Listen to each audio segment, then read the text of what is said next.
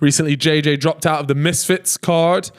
I had known, he had mentioned that his hand was completely wrecked. And because I've been asking him, do you want to come play some golf? Do you want to play some golf? Do you want to play golf? And he's like, no, my hand. So he's had to pull out of his fight. 2v1, which I know people, and this is, people were saying they weren't interested in that fight. And people don't really like the gimmick fights. I have to say, I like the gimmick fights. I like the weird ones. I like the tag team matches. I like all this stuff because that's where I feel as though this creator, influencer boxing space belongs. It's not, you can have those straight up 1v1 boxing fights where people are settling beef and stuff like that, but rarely do those come along where there's genuine meaning there, So why not create, and some people call it a bit of a circus. I'm down to call it that. I think it's quite entertaining. I enjoy it.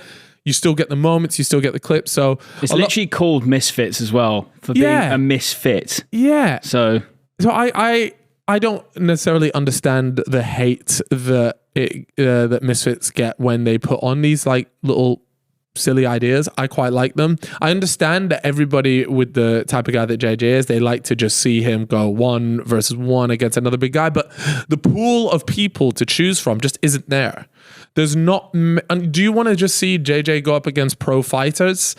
It's like you can do, but I'm just not sure that has that much legs in it. Like, yeah, you can go and fight MMA fighters or all this, but I'll be honest with you, I'm not super keen to watch that either.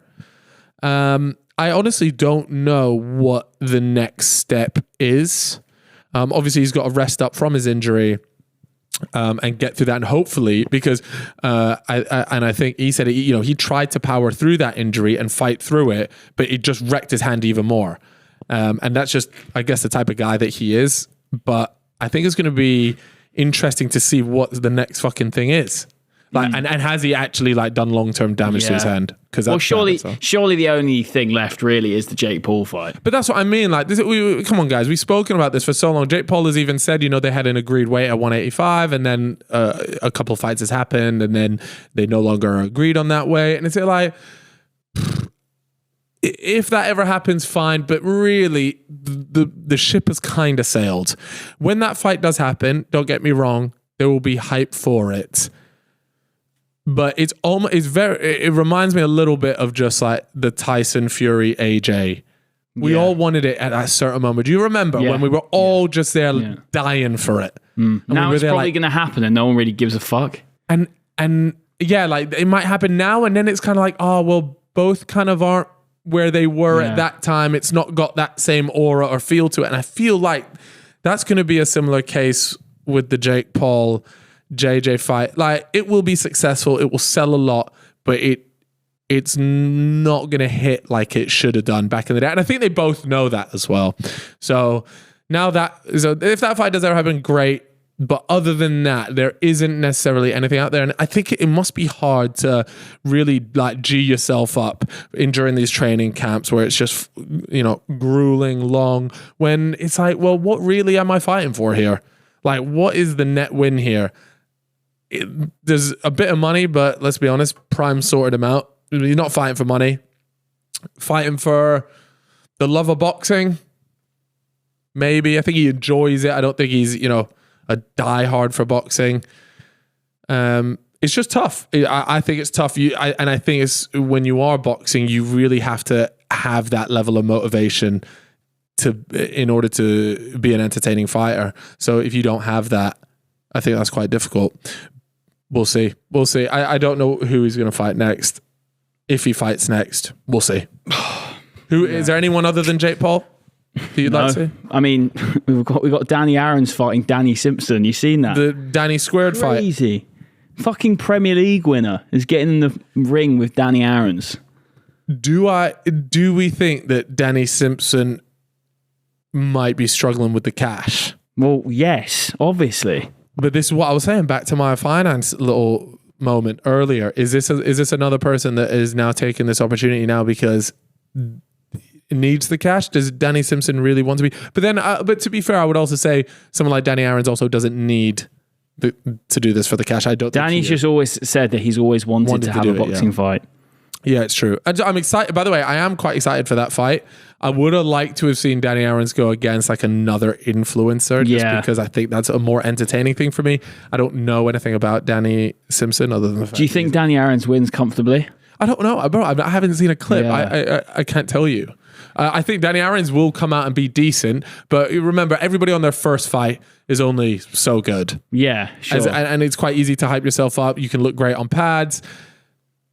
On the fight night, you see a lot of people just sort of lose everything that they've trained and thought about. Some people do well, but yeah, most time people's first fight isn't the prettiest to watch, and they just kind of get it done. I'm looking forward to it though. It's August 31st in Dublin, which is really annoying. Actually, yeah, we can mention it. We're going to Ireland.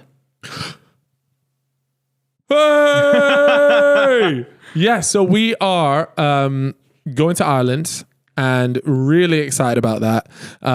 Sort of managed to sort it out very recently, which I'm happy about. And it's Ireland, me and Chip have wanted to do, and Proddy's actually been, we've kind of, with Ireland, we've spoken about it for so long. Yeah. We've said, we want to do it.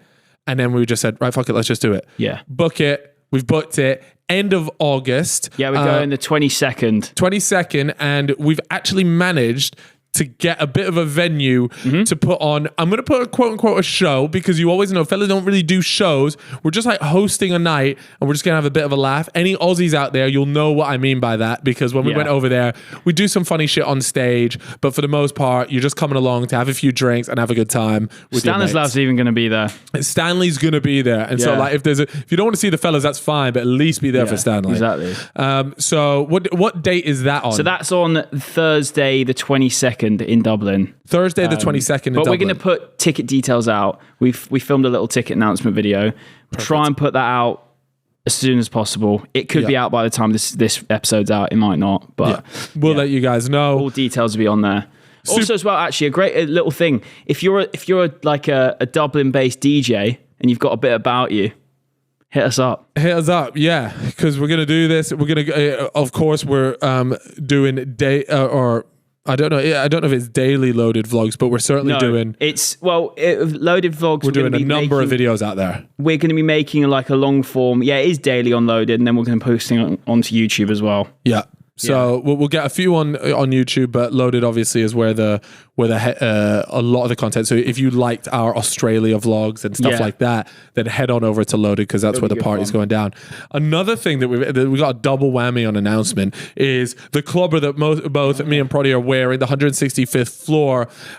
These are only two things. We got so much stuff in the collection, and we'll announce those in the photos, and it looks unreal. It was crispy. We're absolutely buzzing with it. I'm genuinely telling you. In terms of quality, I don't believe anybody comes close to this. I also think it's fair to say we did miss a little bit on the t-shirts last time, I personally think. And I think these t-shirts have... Yeah, let me turn around here. Like, it is fucking class. This, the whole drop. Turn around towards the roaming cam. Oh, sorry. There you go, mate. There you go. And we'll get proper photos and all that sort of stuff. Trust me, we're going to do like a proper announcement, but I just wanted to let you guys know on the podcast, because why not? Yeah, quality is class. Yeah, and you know what we'll do as well is because sometimes this stuff just sells out so quickly, we're going to put up like an early access link for Loaded members. So you guys can get on the site and make sure that you're getting an order in. But then, of course, we'll have the public sale as well. And yeah, really excited for that. Honestly, I mean, we're just wearing a couple of the t-shirts, but the hoodie, the tracksuit. Chip actually had his one of his pieces on in his story that lots of people were screenshotting. Yeah, was that with the FaZe Boys? With the FaZe Boys, yeah. I wore that exact set as well when I just came back from Mykonos. And mate, it's so comfy. Is it? It like you know, sometimes when you get like that material, like that towel-y material, sometimes it can feel really rough. There's like a lining on the inside, and it's so nice, so good. So anyways, look, go check out the proper photos and all that stuff when that all gets released. You guys are going to be really happy with it, because it is just the quality is levels above anything we've ever done before. Cal, before we leave, I want us to drop into a couple of conspiracy theories. Oh, my favorites. There's been a new one that surfaced. Yes. So obviously the tragic plane crash in Brazil. Yes, that was crazy. Terrifying. Absolutely terrifying. But there's been a theory about why it's gone down. Have you heard this? I've heard this theory. So there were 8 cancer specialists on board the plane that went down, and they were traveling to a sort of a conference for medical minds to meet.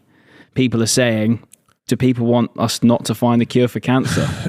Look, I saw this and I just sighed very heavily, because if you think about it, on a lot of flights, a lot of international flights, there is probably a group of people that specialize in something heading to some work event.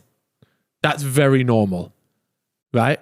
Your work event, sending people across to whatever else it is, maybe, the Fella Studios, maybe not, but let's say, there was somebody from, a group of people that work at Amazon or whatever it's, and then all of a sudden you have a conspiracy because a group of people, or not even that, but maybe one senior person that worked at this. So no matter what, in any plane crash, when you have, and I believe it was about 60 people that tragically died. So it's a small plane? Small plane. Yeah. But it was still making... You've got like a seventh of the passengers are from going to this one thing, though. That's fine.